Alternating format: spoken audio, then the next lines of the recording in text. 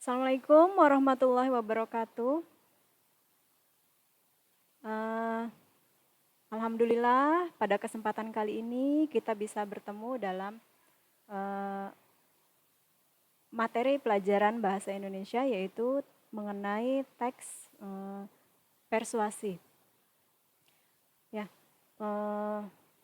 mudah-mudahan anak-anak ibu semua khususnya kelas 8 semuanya sehat-sehat semua ya. Nah, baik anak-anak, kali ini kita akan belajar mengenai teks persuasi. Ya. Nah, tujuan pembelajarannya yaitu kalian diharapkan mampu menelaah struktur dan aspek kebahasaan teks persuasi yang berupa saran, ajakan, dan pertimbangan tentang berbagai masalah aktual dari berbagai sumber yang kalian dengar dan baca. Kemudian kalian juga diharapkan mampu menyajikan teks persuasi secara tulis dan lisan dengan memperhatikan daya tarik isi, struktur, dan kaidah kebahasaannya. Nah, itu tujuan pembelajaran kita kali ini. Nah, baik anak-anak. Nah, sebelumnya kalian sudah mempelajari tentang teks persuasi ya. Apa pengertian teks persuasi? Apa itu teks persuasi? Nah, ya, Ibu ingatkan kembali ya. Teks persuasi itu adalah teks yang berisi ajakan atau bujukan. Ya, kita lihat, perhatikan ya kalimat cuplikan teks berikut ya. Nah, di sini ada teks. Penyebab seseorang mengalami gangguan pencernaan antara lain pola makan tidak teratur, misalnya sering terlambat makan, kurang mengonsumsi sayuran dan buah, dan kurang memperhatikan gizi makanan. Salah satu upaya menjaga saluran pencernaan agar tetap sehat, makanlah dengan pola makan yang sehat dan seimbang. Nah, ini adalah contoh teks persuasi. Ya, di mana bagian persuasinya, di mana bagian ajakannya, perhatikan ya. Coba. Nah, betul. Jadi yang isinya ajakan itu ada di kalimat terakhir ya. Makanlah dengan pola makan yang sehat dan seimbang.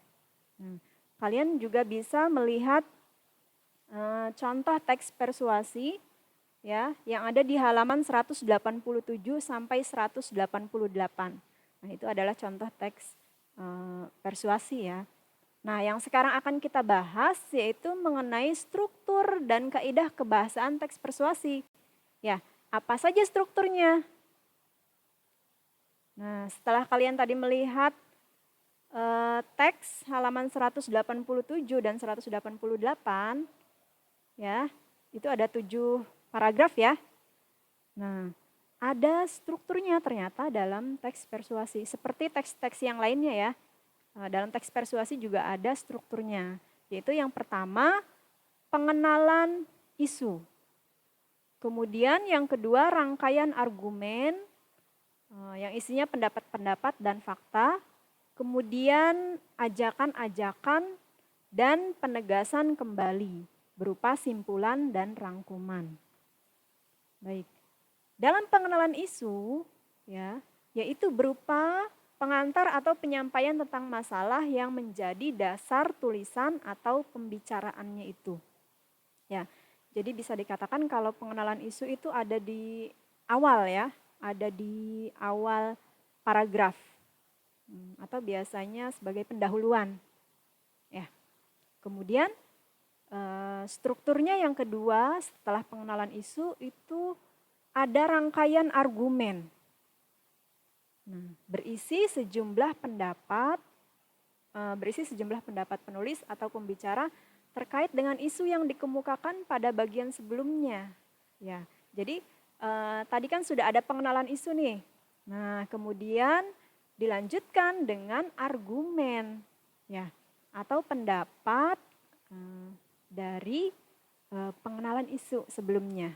Nah, kemudian pada bagian ini juga dikemukakan sejumlah fakta yang memperkuat argumen-argumennya. Jadi tidak hanya pendapat, tetapi juga isinya berupa fakta atau data. Ya. Kemudian selanjutnya setelah pengenalan isu, kemudian argumen, ada pernyataan ajakan.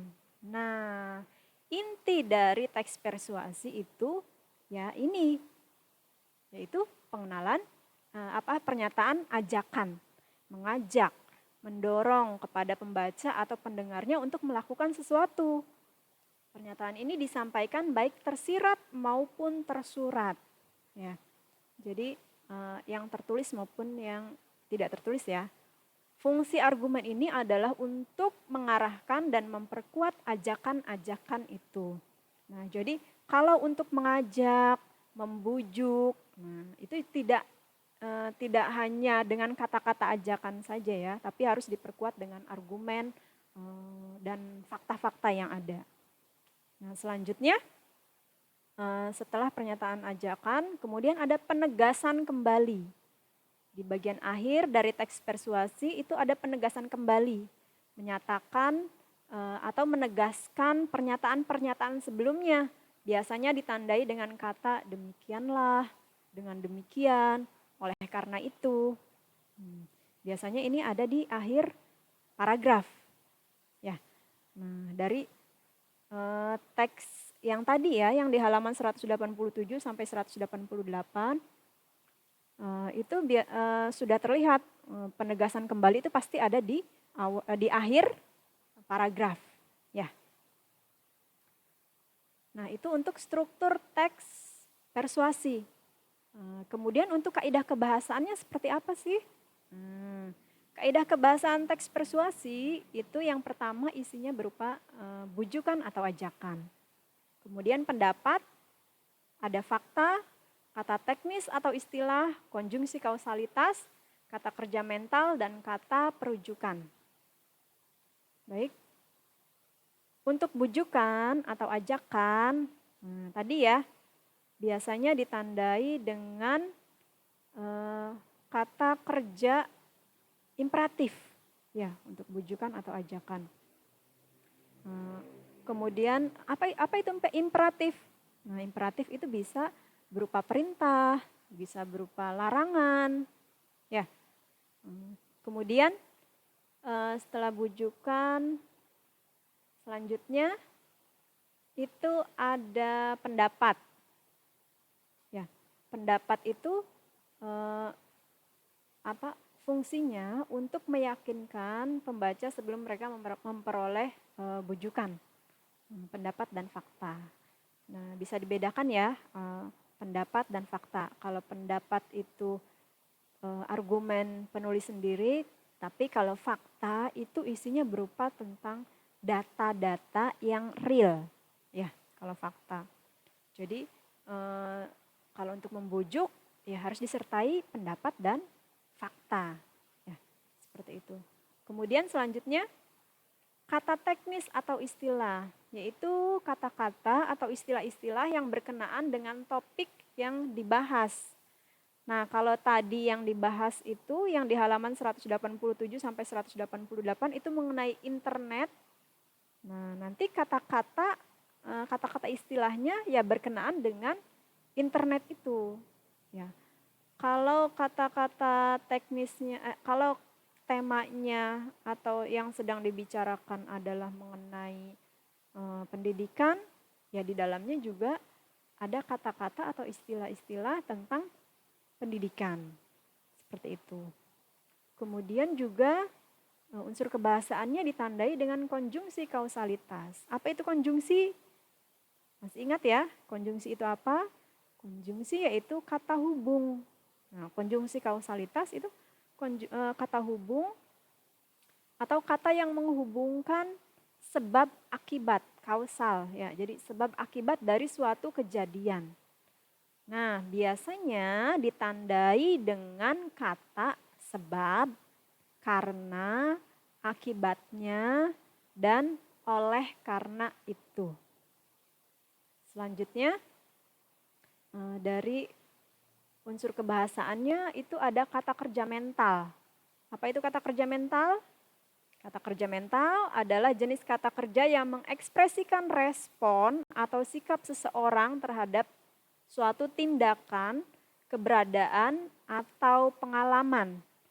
Contohnya, kata kerja diharapkan, memprihatinkan, memperkirakan, mengagumkan, menduga, berpendapat, berasumsi, menyimpulkan. Nah, ini adalah contoh dari kata kerja mental. Ya. Kemudian dari unsur kebahasaannya yang terakhir ada kata perujukan. Kata perujukan ini digunakan untuk meyakinkan dan memperkuat bujukan yang digunakan penulis sebelum ataupun sesudahnya. Nah, karena kalau membujuk itu harus meyakinkan ya, yang isinya disertai dengan pendapat dan fakta. Nah, biasanya ada kata-kata perujukan seperti ini contohnya. Seperti berdasarkan data, merujuk pada pendapat. Nah, itu penandanya kata-katanya seperti itu. Ya, sampai sini mudah-mudahan bisa dipahami ya mengenai struktur dan kaidah kebahasaan teks persuasi. Nah, silahkan kalian kerjakan tesnya untuk mengetahui kemampuan kalian dalam memahami materi tadi ya. Kalian buka linknya di Google Form, silahkan ditulis ya. Ibu tunggu hari ini sampai dengan jam pelajaran Ibu berakhir ya, sampai jam 12:30. Terima kasih anak-anak kelas 8, mudah-mudahan semuanya sehat, tetap semangat. Assalamualaikum warahmatullahi wabarakatuh.